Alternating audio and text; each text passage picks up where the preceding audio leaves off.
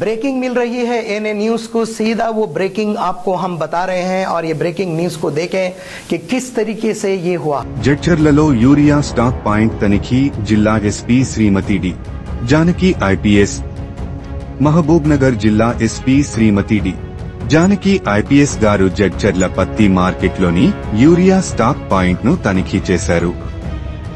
రైతులకు ఎలాంటి ఇబ్బందులు కలగకుండా ప్రభుత్వం నిర్ణయించిన ధరలకే యూరియా విక్రయాలు జరుగుతున్నాయా లేదా అనే అంశాలను ఎస్పీ గారు పరిశీలించారు.